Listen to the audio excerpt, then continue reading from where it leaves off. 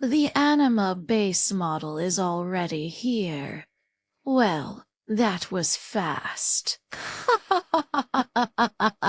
Said, sit back, relax, and let's go. And to install the Anima base model, you have two ways. The first is of course by using my Walklink installer that is available for my Patreon supporters. Just download the file onto your computer, then double click it, and it will install Comfy UI and all the models and nodes that you need to run the Anima base model on your local computer. And the second way is to rent a GPU on a website like RunPod, and then use my RunPod installer so that you can run Anima base model online as if this was running on your local computer. All the details will be in the Patreon post. And once you're running Comfy UI, for this video I prepared a special Anima base ultra workflow that you can find on my Patreon. So once you've downloaded the file, you can simply drag and drop it inside Comfy UI, and there you go. And now we can finally have some fun. Now once again, I'm not gonna go through the entire workflow and model. I kinda want to go through this entire video a little bit more quickly because I've already presented the Anima model in my previous video. So once again, if you haven't watched it, I definitely recommend that you do, because the Anima base model is pretty much the exact same model, but this time it was trained even further, it is even more precise, and just overall even better. It is pretty much that simple. Now I will quickly go over the newest addition to this workflow compared to last time, which is the Inpainting controlnet, because yes, a few days ago we actually also had an amazing Inpainting controlnet model that is compatible with the Anima based model as well, which is fantastic because it makes Inpainting with Anima super powerful and super fast. And to use it is very simple. You're just gonna enable this, then you're gonna upload the image that you want to inpaint. So let's say that you have this night woman, then I'm gonna right click on the image, click open in mask editor, then I'm gonna inpaint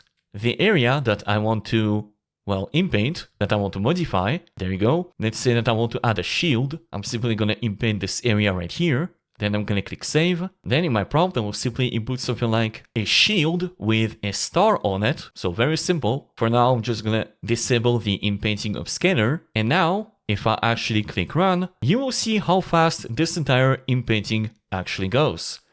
And yeah, there you go, it's already done. I wasn't even done talking and it's already finished. So yeah, like this is the before and this is the after. And as you can see, I mean, this is really just fantastic. Look how great the style is respected, how good it looks, and also how fast this entire inpainting was done. It literally took like 1 second to generate. I mean, this is, yeah, this is really good. And obviously you can do way more stuff than that. Let's say that I want to like change like the hair, like for example, I'm just gonna inpaint that. There we go. So if I write something like, I don't know, long, beautiful red hair, and if now I click run, once again, in only a few seconds, we are basically done. We went from a short blonde hair to long red hair, exactly like I asked. And if you want to upscale like this image even further, you can simply just enable this option. And now if I click run, once again, it will like generate your image, and then it will upscale the image even further so that you get a much higher resolution in the end. So like this is the before, as you can see, like this is very like blurry because it's only like 1024 by 1024, and this is the after. As you can see now, it is way more detailed, way clearer, because this image is like twice as big. So yeah, I mean, there you go. This is it's pretty easy to use, it's pretty straightforward. And with this additional inpainting workflow, this Anima base model is even more versatile than before. And that's really just amazing. Okay, so now that this is done, and now that you guys know how to use most of the workflows right here, let's actually generate a few images side by side, and then compare them with the previous Preview 3 model. So like for example, let me just move this area right here so that it's easier for me to change the model. So I will not enable all the options, I will just want the most basic options available so that, you know, the generation is a little bit faster. I have modified the workflow just a little bit in terms of the parameters so that it works better with the Anima Turbo LoRA version 0.1. And once again, if you don't know how to prompt for this model and you don't know how to do it, here I have this simple prompt writer that you can use inside something like ChatGPT, for example. You can simply just copy and paste that inside ChatGPT so that it can easily just give you the perfect Anima-based prompt format. This way you don't have to write anything by hand. So first, let's generate the image with the previous Preview 3 base model, and then we'll compare it to the newest model. So there you go, I'll run my prompt. And now, if I click run, we get something like this. As you can see, pretty cool looking image.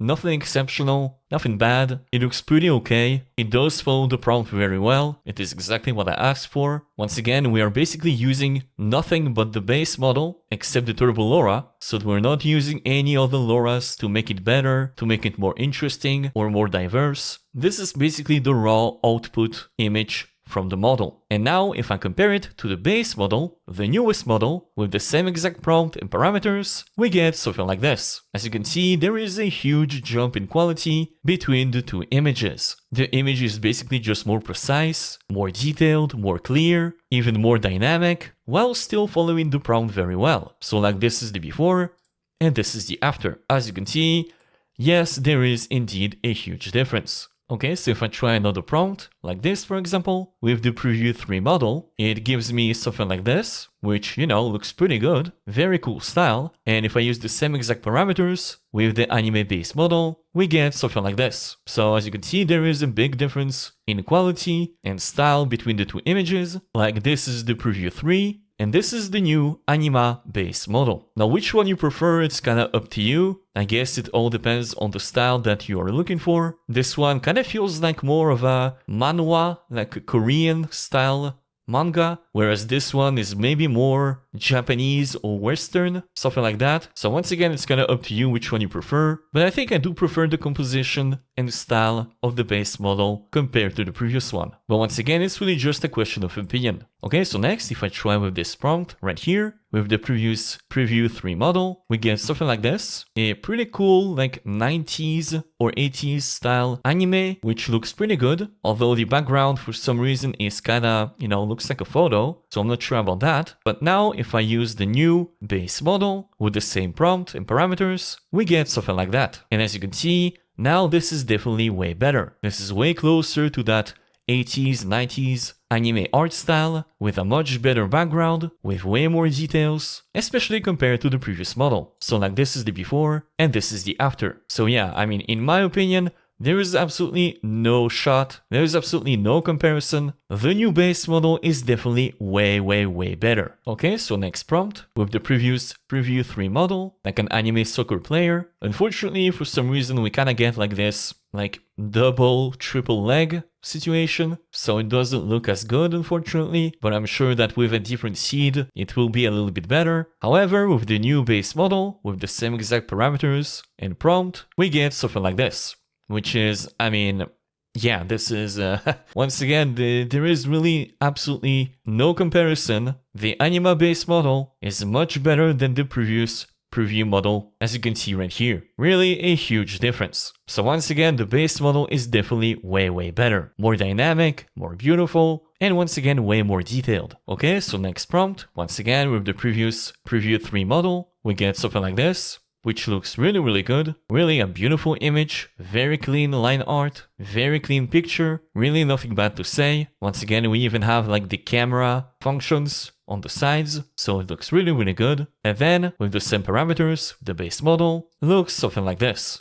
And I mean, once again, in my opinion, there is absolutely no comparison. This looks way better, way more dynamic, way more interesting, more precise, more detailed, just overall a more interesting image compared to this one. And even though this one looks really good, it's a very interesting image, very clean, very good, but this one is definitely kind of more interesting. It has like that weird camera effect where it's a little blurry with also some, I think it's called chromatic aberration. And overall, yeah, I mean, this image looks way more interesting compared to this one. So yeah, once again, for me, the base model wins once again. Okay, so next prompt, with the previous Preview 3 model, we got something like this, kinda like a witch in a flower bed under the moonlight, looks really good. And then with the same parameters, we got the Anima base model. Now in this situation, it's kinda up to you to determine which one you prefer, because the style is definitely completely different. So like this is the preview model and this is the new base model. So once again, kinda up to you which version you really prefer. In my case, I think I prefer the base model, the new base model. Everything is a little bit more sharper, the style is kinda a little bit more original and different compared to the previous one, which looks a little bit more generic. The composition is also way more interesting when you have like this bed of flower that is not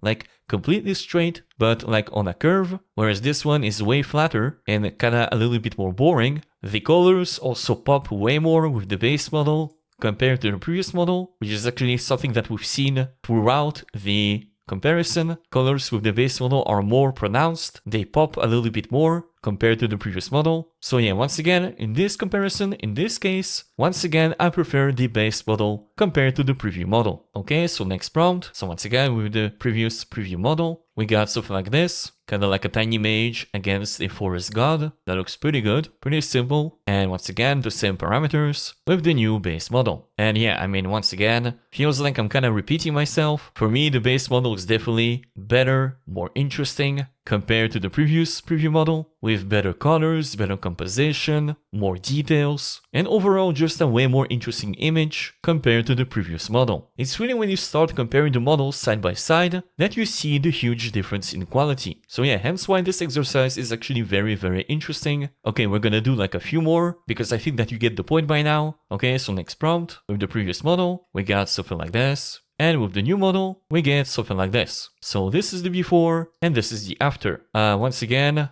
I'm not gonna like spend too much time explaining why this image is, in my opinion, much better than this one, because I think that, well, you have eyes, so you can see it yourself. But once again, the base model is definitely much better in my opinion. And of course, just like previous models, you can use famous characters as well. So if I use this prompt and I generate like this image with Naruto, with the previous model, we get something like this. That looks actually really, really good, with really like the correct style of Masashi Kishimoto. Very dynamic, it looks really, really good. And now if I use the same parameters with the base model, we get something like this. And I mean, this is really, really good. I mean, I cannot say. I really, really like this version. Don't get me wrong. It's still very dynamic. It still looks very, very good. But here, the colors and the composition, I mean, it looks really, really good. This is really fantastic. And once again, we're not using a single LoRa. This is like straight out of the model. No training, no nothing. Everything is just raw, straight out of the box. And I mean, it looks really, really good. I mean,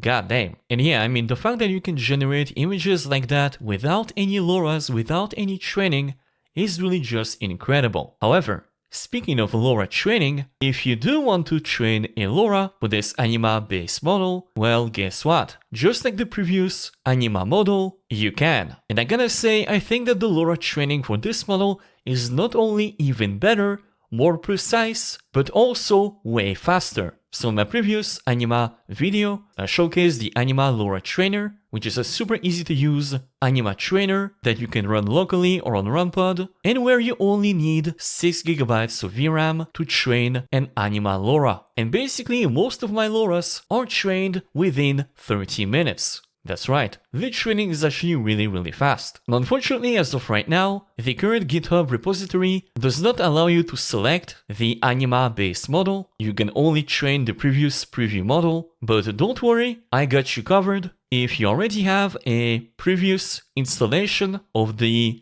Citron Anima LoRa Trainer UI, well, to add the ability to select the Anima base model, it's very simple. I prepared a special app.py file that you can download on my Patreon. So simply download that file onto your computer, then you're gonna copy and paste inside the Citron Anima LoRa Trainer UI. And then if it asks you to replace the file in the destination, you're gonna say yes. And there you go. And now if you run the UI, and then you go to the local URL that is located right here, and now if you click right here, you'll be able to select the Anima base version 1.0. And this is pretty much everything that you need to start training the model. The only thing that I recommend you to actually change is the network dim and network alpha from 20 to 32 for both. And then in the advanced settings, don't forget to keep the last 10 checkpoints so that you get a selection of all the LoRa's that you want to keep. However, let me tell you that usually with this base Anima model, I don't even need to train it very long before downloading and keeping the final LoRa, because most of the time, after training around, I would say 11 minutes, 11-12 minutes, after the first epoch, my LoRa is pretty much ready. However, most of the time, just to be sure, I will stop at epoch number 4, just so I know that the LoRa is trained correctly, which in this case took around 34 minutes. And all of that with only 6GB of VRAM. So yeah, very, very impressive. So like for example, if I write this prompt of this evil vampire, if I click run, with the base model without any LoRA, you get something like this, which is, you know, a very beautiful image, but it definitely does not know the JoJo's Bizarre Adventure anime art style. And if now I come here and I select my LoRA that was trained at only one epoch, so like less than 1000 steps, if now I click run, we go from this to something like this. And as you can see, this is pretty much perfect. This is exactly the JoJo's Bizarre Adventure anime art style reproduced perfectly in this image. I mean, this looks really, really good. And of course, if you want, you can combine like multiple other LoRAs together to create different styles, different types of images. If now I enable like other LoRAs and we try generating a new images together, we go from this to something like this.